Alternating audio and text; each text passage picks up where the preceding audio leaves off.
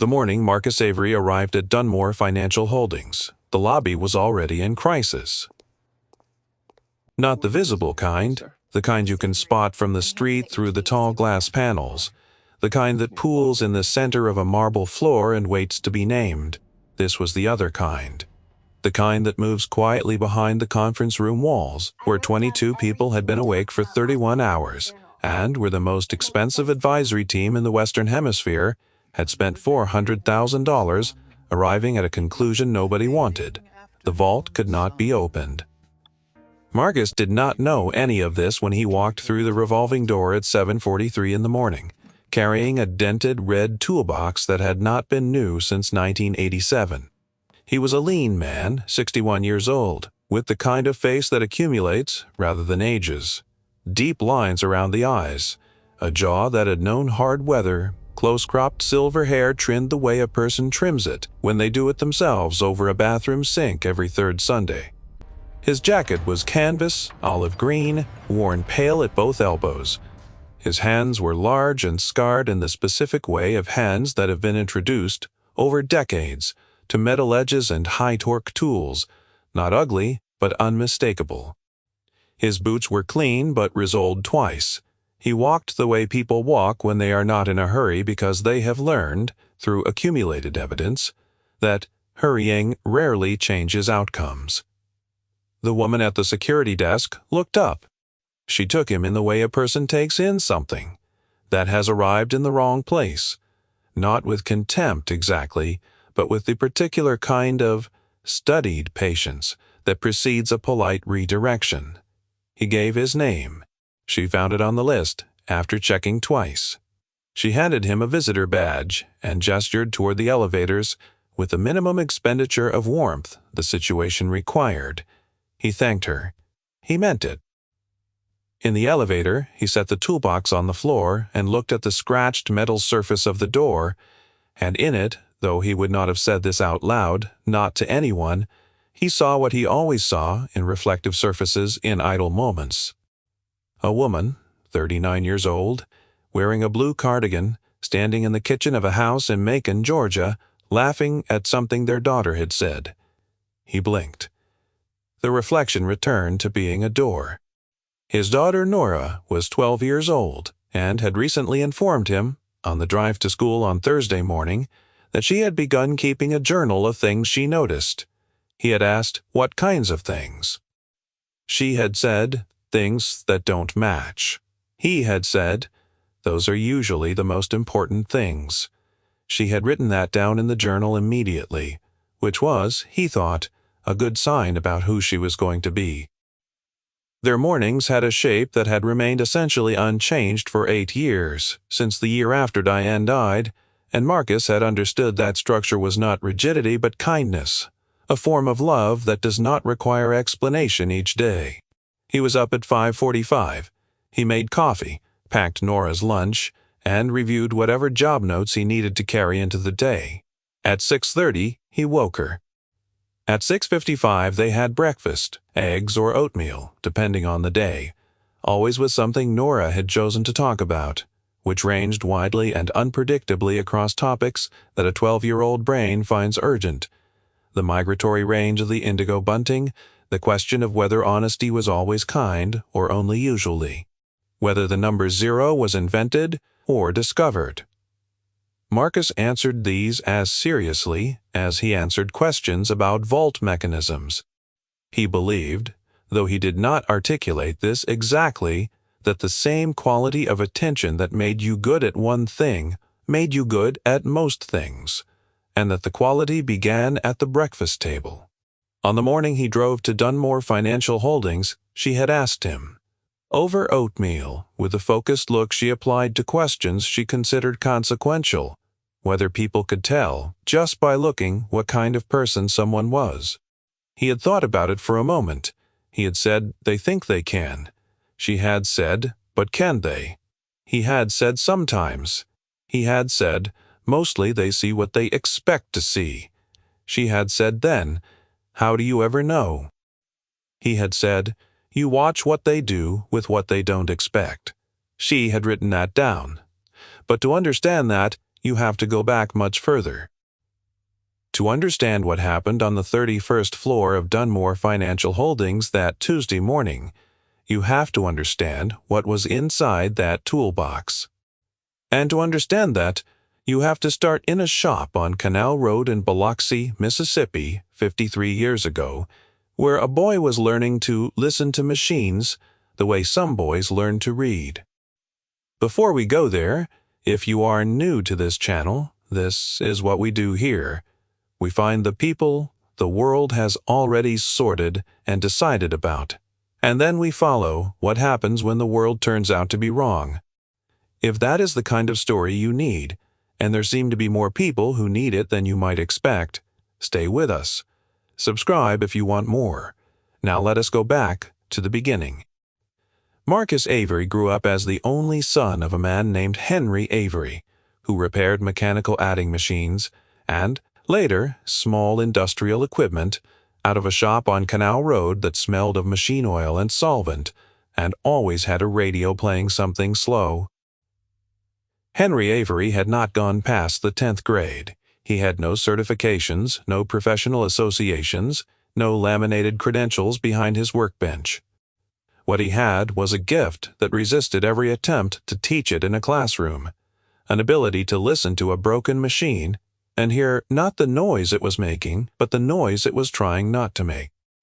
He passed this to his son the only way such things get passed, by having the boy sit beside him for 11 years and watch, and after watching, Marcus swept the shop floor and handed tools, and watched until Henry decided he was done watching.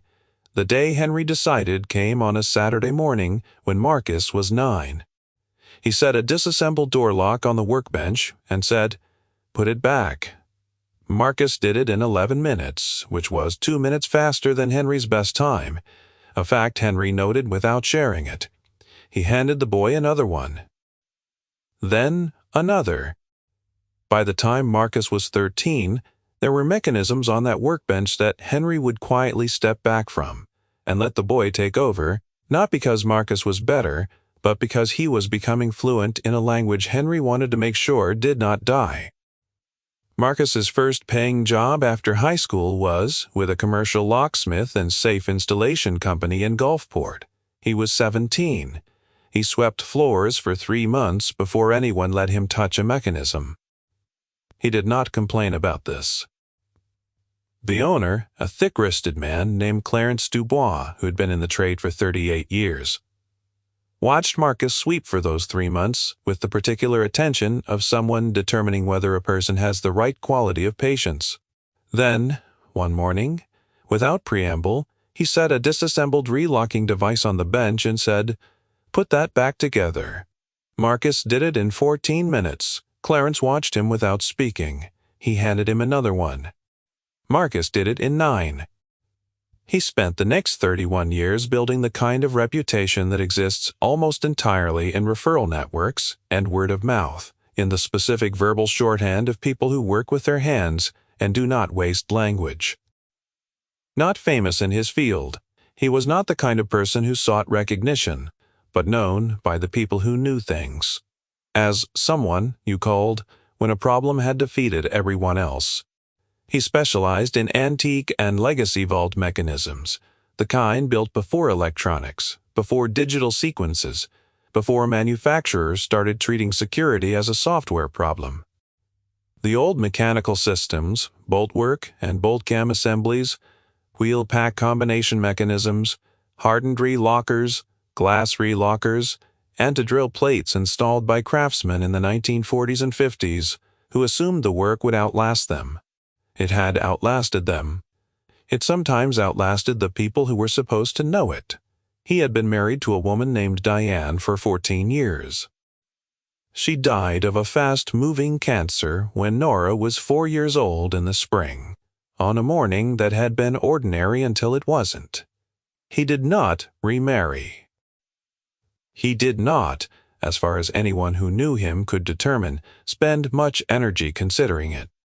He moved them to a smaller house in a quieter town, took fewer clients, and arranged the calendar of his working life around a school schedule with the same precision he applied to a volt mechanism, every variable accounted for, every tolerance respected. He drove Nora to school every morning at 7:18 and was there when the bell rang every afternoon at 3:20. And in the car between those two fixed points, they talked about things that don't match and what it meant when you found one. He had been called about the Dunmore vault 6 weeks ago by a man named Gerald Fitch, who was the facilities director and who had found Marcus's name in a network of increasingly desperate referrals, each referral accompanied by some version of the same phrase. "I don't know if he can do it, but if he can't, no one can." Marcus had reviewed the initial specifications over the phone, asked 3 questions. What year was it installed? Has the building's HVAC been modernized since? And has anyone attempted entry? And then said he was available and quoted a daily rate that was modest enough that Fitch spent 10 minutes confirming he had reached the right person. He had reached the right person. The vault on the 31st floor had belonged to Edmund Dunmore, founder of the holding company, who had died 6 months ago at age 89 after a decade of declining but dignified health. Edmund had been, by all accounts, a man of considerable precision, formal in manner, exacting in record-keeping, given to long silences that people who did not know him mistook for inattention, and people who did know him recognized as the opposite. He had commissioned and installed the vault personally in 1974, choosing a Series 7 Mosler at a time when Mosler was making the finest mechanical vault mechanisms in the country, and he had used it for 50 years without an incident worth mentioning. The combination had existed in 2 places, Edmund's memory and a sealed letter in a fireproof bank box. In 2019, a water leak at the bank where the letter was stored had damaged a section of the archive room. The letter had not been recovered. Edmund, then 82, had declined the bank's offer to attempt reconstruction from records. He had said, "I know the combination." He had meant to do something about this. He had not gotten around to it. He died at 89, with a mind still sharp enough to have told them if anyone had thought to ask soon enough, and no one had thought to ask soon enough. This would have been a painful but manageable problem, except for what the vault contained. $411 million in acquisition negotiations, built over 18 months and set to close in 19 days, depended on access to a set of original documents Edmund had placed in that vault, authenticated chain of title records, founding articles with original signatures, a series of land use agreements that predated digitization and existed in no other form. The acquiring company had been clear. Their attorneys had put it in 3 separate communications that without the originals, without the authenticated chain, the deal did not close. They were not being obstructive. They were being accurate. The documents were legally required. 3 certified vault specialists had each spent a full day in the room before Marcus arrived. They had produced detailed written assessments. The assessments agreed on the mechanism's model, condition, and the specific technical obstacle the vault's relocker had engaged, which meant that any failed entry attempt had triggered an additional layer of lockout. The specialists differed on one point too. Recommended drilling which would allow access but would destroy the mechanism and risk damaging the contents. The third had recommended a structural approach to the wall itself, which the building engineer had reviewed and declined on grounds of load-bearing risk. A fourth firm specializing in forensic security had reviewed the model specifications, and the 2 submitted reports and sent back a 2-page letter stating that without the original combination, non-destructive entry was not achievable. That letter was 16 days old when Marcus got off the elevator on the 31st floor. The man who met him was not Gerald Fitch.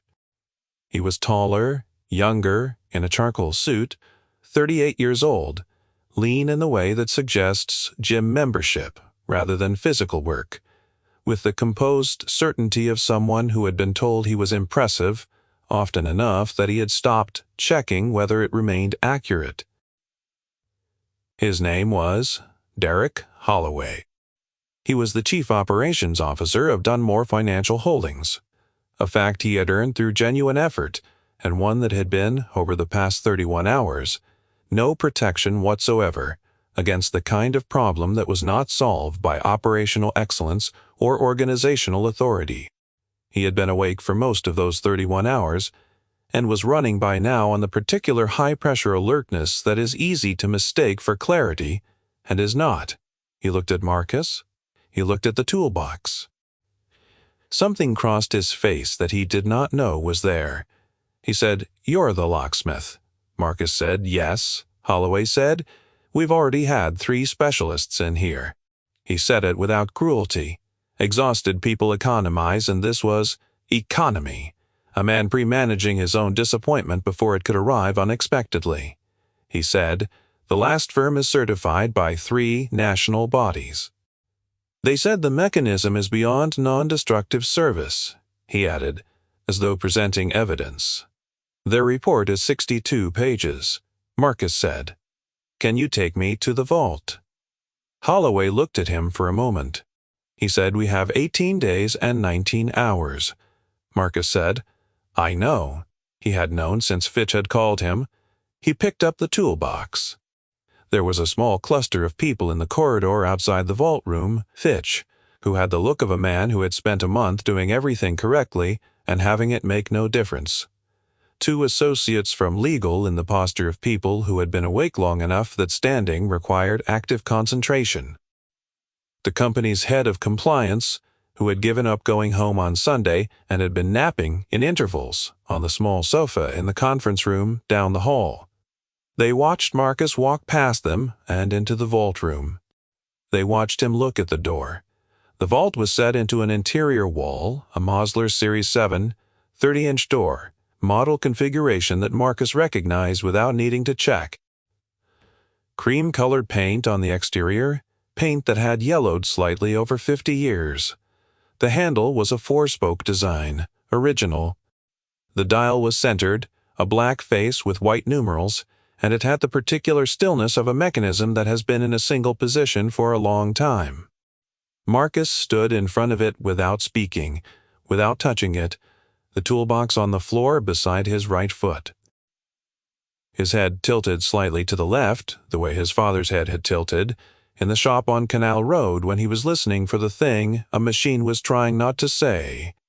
Fitch said, "The mechanism is a Series 7 Mosler, 1974 production run, installed the original year. The relocker engaged after the second specialist attempted manipulation. We had a consultant confirm the engagement." Marcus said, "I know." He said it without inflection. Holloway had followed them in and was standing in the doorway with his arms crossed and the phone in his right hand, and the particular quality of stillness that a person achieves when they are trying to look patient while thinking at high speed. He said, in a low voice not quite directed at anyone, "What is he doing?" He was doing what his father had taught him to do. He was listening. He was listening for the thing the door was trying not to say, which is a different thing from listening for the thing it was saying, and the difference between those 2 modes of attention is what separates the people who can open a door from the people who cannot. Marcus put his left hand flat on the vault face, not on the dial, on the cold steel, 3 inches above the combination ring. He felt the temperature differential. He moved his hand slowly 4 inches to the right. Then he put his ear against the door, directly over the area where the bolt cam housing sat behind the faceplate, and he was still for nearly 2 full minutes. The people in the corridor were watching through the open doorway. No one spoke. Then he crouched, opened the toolbox, and began to work. If you have ever watched a person who has done a thing for 40 years do that thing, you understand that it stops looking like we're somewhere around the 10,000th hour. It becomes something that has no clean name in English, something closer to conversation than labor, something where the tools are less instruments than vocabulary, and the work is less a task than an exchange. Marcus worked without narrating. He worked without the running explanation that uncertain people provide to fill the silence, to let the room know they are trying. He was not uncertain. He was moving through a known space, at a pace he determined not the room's. The toolbox was not what Holloway had expected. He had moved into the room at some point and was standing near the wall, watching. And though he was watching in the manner of a man evaluating a process, what he was actually doing was looking at something he did not have a framework for yet. The toolbox interior was organized with a precision that belonged to a different aesthetic than the exterior, suggested thin, foam-lined trays, each instrument in a specific molded cutout, labeled in small, neat handwriting in permanent marker, some labels worn to near legibility from thousands of reads and replacements. There were tools in those trays that predated Holloway's birth. Some of them predated Marcus's career. One of them, a tension wrench with an angled head and a handle wrapped in electrical tape that had been rewrapped 3 times, had belonged to Clarence Dubois and had been given to Marcus on the last day Marcus worked for him, with the words, "This one knows how to listen." Marcus had used it on 53 vaults. In the far right corner of the middle tray, a photograph of a girl in front of a school backpack on, grinning at the camera with the specific unself-consciousness of a child who has not yet learned to be aware of being looked at. Next to it, a smooth stone from a riverbed. Rounded, pale gray, unremarkable to anyone who picked it up and did not know what Diane had said when she pressed it into his hand on a trail in the Smokies in the 2nd year of their marriage. He had not told Nora the full story of the stone yet. He was waiting until she was old enough to carry it properly. An hour passed. Holloway checked his phone 11 times. Patricia Voss brought coffee for the associates, and then stood in the corridor with her own cup and watched. Fitch had the expression of a man who has stopped trying to predict outcomes and is simply present. At the 90-minute mark, Marcus paused. He set down a tool, and the particular quality of his stillness changed, became deliberate rather than absorbed, the way a person becomes still when they have found the thing they were looking for and are now deciding how to approach it. He looked at the dial. He looked at the plate housing. Then he opened the bottom tray of the toolbox and took out the tension wrench with a taped handle. He said, "The primary bolt cam is binding at the 3rd wheel gate." No one spoke. He said, "The hard plate shifted. The original installation clearances on the Series 7 were already close. Mosler built them tight by design." 50 years of thermal cycling in a climate-controlled building moves things in ways that are small in absolute terms and significant in mechanical ones. The plate moved approximately 0.04 of an inch toward the bolt cam housing. Every approach that's been attempted was technically correct for the mechanism as designed. They were working with accurate specifications. He paused. He said, "They were working against a mechanism that is no longer exactly as designed." Holloway said, "What does that mean in terms of?" Marcus said, "It means I can open it." He said it the same way. He said everything, without emphasis, without theater, as a statement of fact that he had determined was accurate and was therefore worth saying. The quality of silence in the room changed again. Holloway uncrossed his arms. Fitch put his hand on the wall. Patricia Voss, in the corridor, set down her coffee cup very carefully on the floor. What followed took 40 more minutes. Marcus worked with the taped wrench and 2 others, moving through the binding point with a patience that was not the patience of waiting, but the patience of knowing exactly where you are going and taking the correct number of steps to get there. He did not speak. The mechanism responded to him. The way mechanisms respond to someone who has spent 40 years learning the language. Slowly, with resistance, and then without.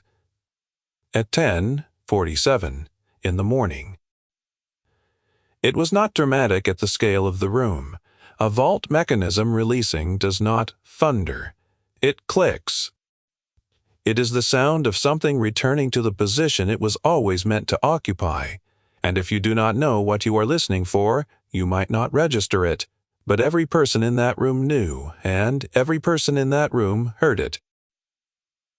Marcus put both hands on the spoked handle. He applied measured pressure to the right, then turned, then pulled. The door opened on the original hinges, smooth, with the faint exhalation of air that has been sealed in a room for 6 months. No one moved. The documents were there, stacked in acid-free folders, ordered in the way a man of precision orders things. Each folder labeled in Edmund Dunmore's distinctive small handwriting. Complete, undamaged. Present, as they had been for 50 years, waiting for someone to know how to ask the door. Patricia Voss made a sound that was not a word. One of the legal associates, a young woman named Bethany, who had been awake for 28 hours and had, in hour 26, quietly concluded that the deal was dead, covered her mouth with both hands. Fitch leaned his forehead against the doorframe and did not move for a moment. Claire Dunmore. Ashby had appeared in the doorway at some point that no one could afterwards identify precisely. She was Edmund's daughter, 53, and she ran the company with the same precision her father had applied to the vault, every variable catalogued, every tolerance known. She was wearing the white blazer she had been wearing since Sunday and holding her phone face down. She walked past Marcus into the vault room and stood in front of the open door and looked at the stacked folders.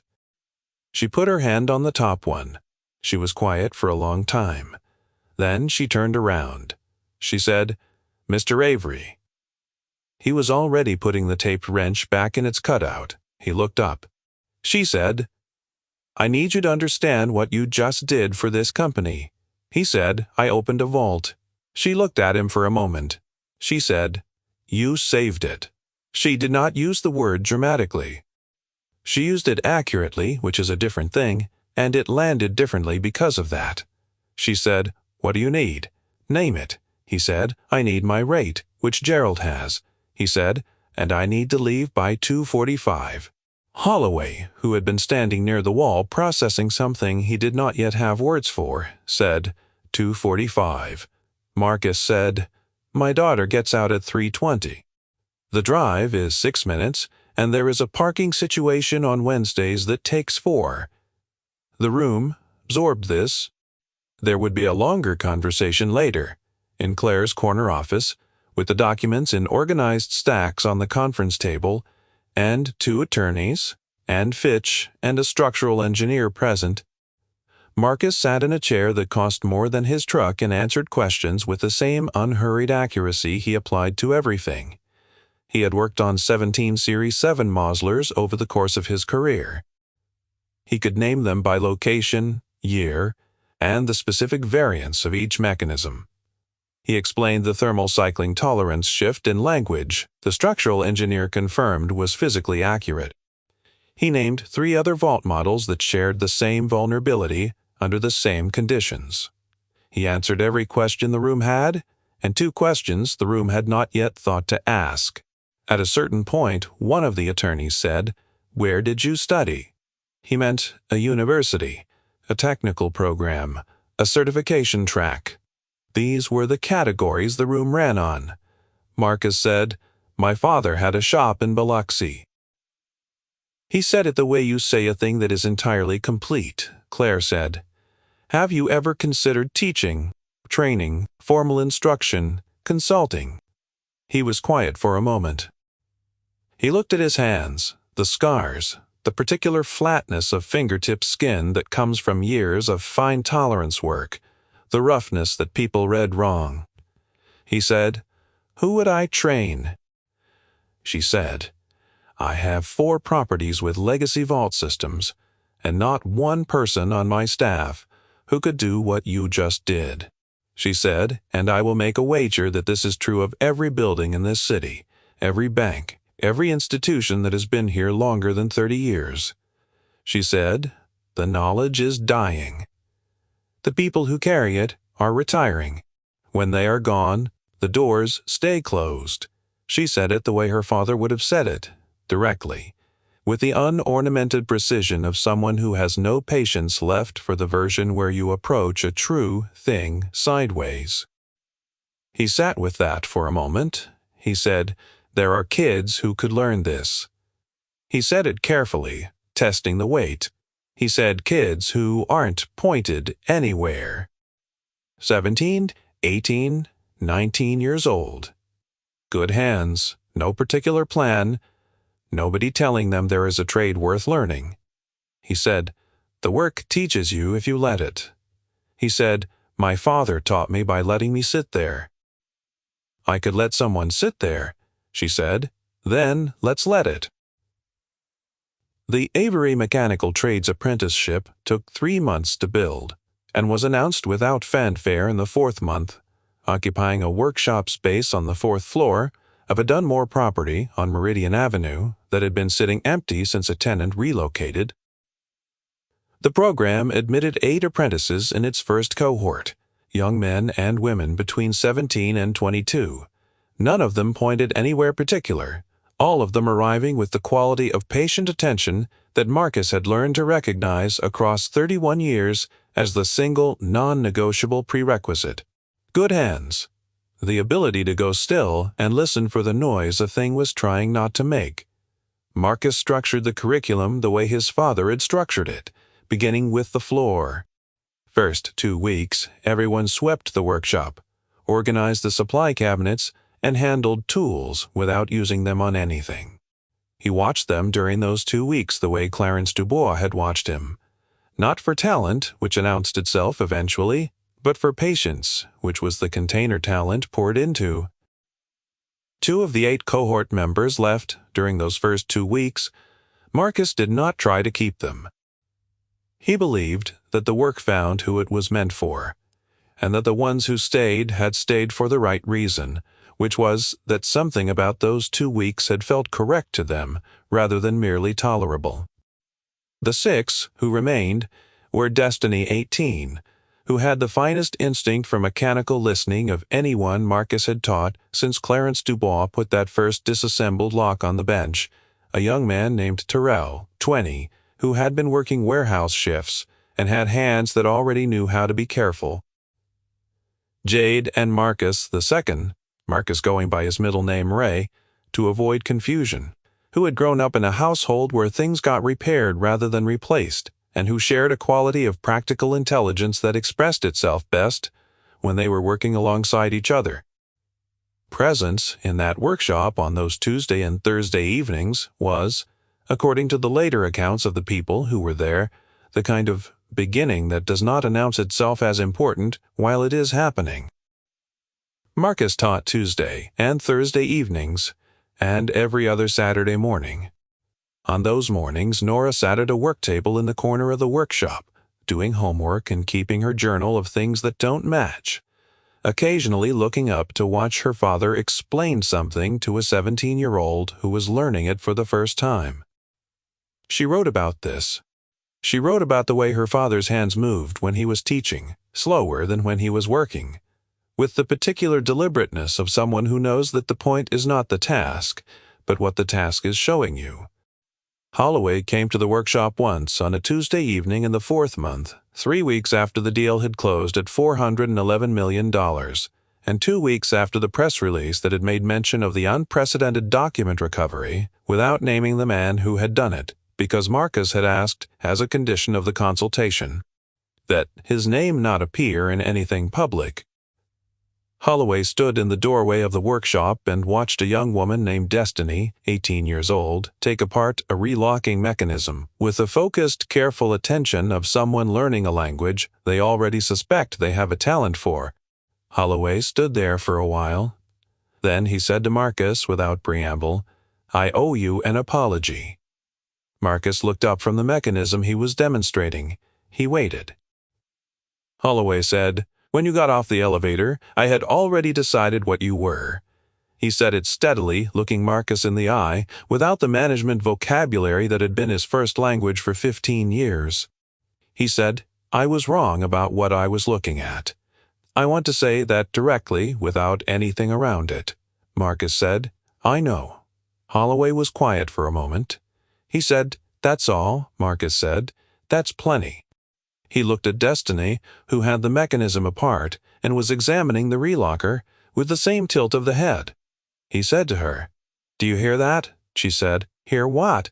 He said, "Listen for the part that's trying not to make noise." She went still. After a moment, she said, "That one?" She was pointing at the right thing. He said, "That one." He drove home at 2:49 that afternoon. He pulled into the school parking lot at 3:14, 1 minute ahead of the bell. Nora came out with her backpack and her notebook and climbed into the passenger seat and looked at him with the quality of attention she had been developing since she was 4 years old and had understood, without being told, that her father was someone worth watching. She said, "How did it go?" He said, "I opened the vault." She said, "Did it go the way you thought?" He said, "The vault did." He paused. He said, "The people took a little longer." She wrote something in her journal. He did not ask what. She had inherited his sense of when a thing had been said and didn't need adding to. The toolbox was in the back seat, dented, red, the latches worn smooth from years of opening and closing. Inside it, in the foam-lined trays with their faded labels, 51 years of accumulated knowledge, and in the far corner of the middle tray, the photograph, and the stone from the riverbed, and the proof, if proof was needed. And Marcus had never needed it. They announce it later. To the people who are paying attention, a person's worth is not what they carry into the lobby. It is what they carry out of the room, where no one else could open the door. And the richest inheritance is not what you leave behind in a vault. It is what you teach, patient hand over patient hand, to someone who did not know yet that they had a gift for listening.